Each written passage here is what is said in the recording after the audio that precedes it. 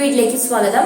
നമ്മൾ ഇന്ന് ഇവിടെ ചെയ്യാൻ പോകുന്നത് ഒരു ഡോൾ മേക്കിംഗ് ആണ്. ഗിഫ്റ്റ് ആയിട്ടും അതേപോലെ തന്നെ ക്യാഷ് കൗണ്ടർ അല്ലെങ്കിൽ ബുട്ടിക്കുകളിലൊക്കെ കൗണ്ടറിൽ വെക്കാൻ പറ്റുന്ന ഒരു ടൈപ്പ് ഡോളാണ് നമ്മൾ മേക്ക് ചെയ്യാൻ പോകുന്നത്. അതൊരു സ്റ്റാൻഡ് ആയിട്ടാണ്, ഒരു വുഡിന്റെ സ്റ്റാൻഡുമാണ് നമ്മൾ ഡോളിനെ നിർത്തുന്നത്.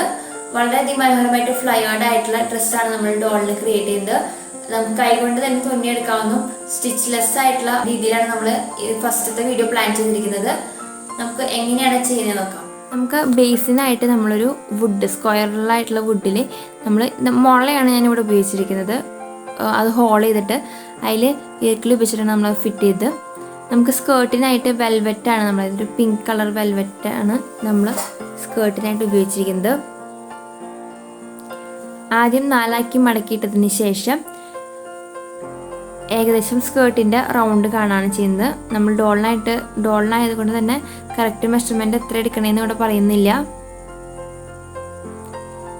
എപ്പോഴും കട്ട് ചെയ്യുമ്പോൾ നമ്മൾ ടേബിളിൻ്റെ മുകളിലിട്ട് കട്ട് ചെയ്യാൻ ശ്രദ്ധിക്കുക. ഏകദേശം വേസ്റ്റ് കണ്ടിട്ട് നമ്മൾ കട്ട് ചെയ്യാം. നമുക്ക് അധികം സ്കേർട്ടിൽ സ്റ്റിച്ച് വരുന്നില്ല, അതുകൊണ്ട് തന്നെ ഡോളിൻ്റെ വേസ്റ്റ് എത്രയാണോ അതിനനുസരിച്ചിട്ട് വേസ്റ്റ് കട്ട് ചെയ്യണം. ബ്ലൗസിനായിട്ട് നമ്മൾ ഒരു സ്ക്വയർ പീസാണ് എടുത്തിരിക്കുന്നത്. ഈ ബ്ലൗസിലാണ് നമുക്ക് തുന്നൽ വരുന്നത്. അതിനായിട്ട് 2 ഡാട്ടാണ് നമ്മൾ തുന്നേണ്ടത്. അതായത് ഫ്രണ്ടിൽ ഫിനിഷിങ് കിട്ടാൻ വേണ്ടി നമ്മൾ 2 ഡാട്ട് തുന്നാണ് ചെയ്യുന്നത്.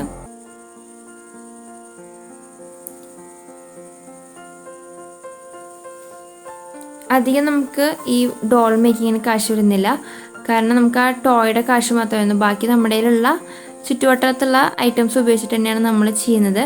അങ്ങനെ നമ്മുടെ 2 ഡാട്ട് തുന്നി തീരാറായി.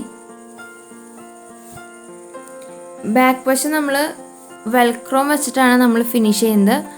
നമുക്ക് 2 കളർ വെൽക്രോമാണ് ഇപ്പോൾ കോമൺലി നമുക്ക് ഇവിടെ മാർക്കറ്റിൽ അവൈലബിൾ ആയിട്ട് കിട്ടിയത്. ഒന്ന് ബ്ലാക്കും ഒന്ന് വൈറ്റാണ്. പല കളറിലും നമുക്കിത് കിട്ടാനുണ്ട്. നമ്മൾ ആവശ്യാനുസരണം ഇപ്പോൾ വൈറ്റാണ് എടുത്തിരിക്കുന്നത്.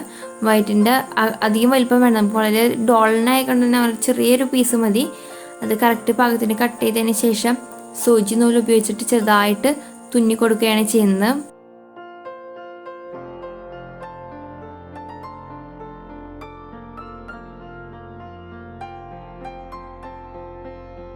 കൗണ്ടറിലൊക്കെ വയ്ക്കുമ്പോൾ നമുക്ക് വരുന്ന കസ്റ്റമേഴ്സിന് ഒരു ഇൻട്രസ്റ്റിംഗ് ആയിരിക്കും, കാരണം ഒരു വെറൈറ്റി ആയിട്ട് നമുക്കത് കാണുമ്പോൾ ഒരു രസം.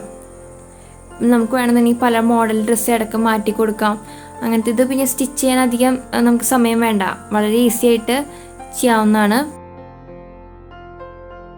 അധികം മെറ്റീരിയൽ നമുക്കിവിടെ ഉപയോഗിക്കേണ്ടി വരുന്നില്ല.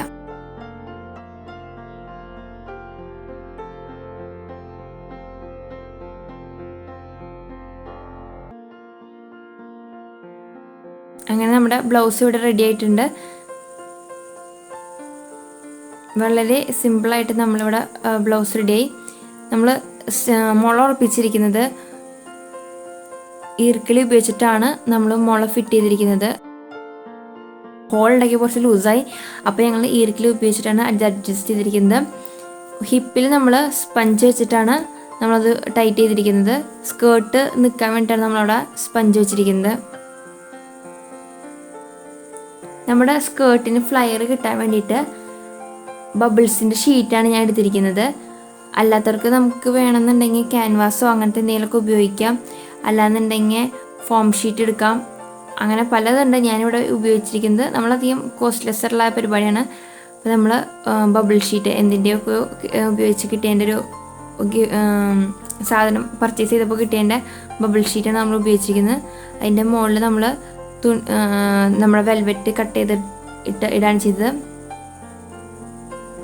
നമ്മൾ ബ്ലൗസിന് ഇട്ട് കൊടുക്കണം. വെൽക്രോം ആയതുകൊണ്ട് തന്നെ ഫിറ്റ് ചെയ്യാനും ഊരാനും എടുക്കാനും വളരെ എളുപ്പമാണ്.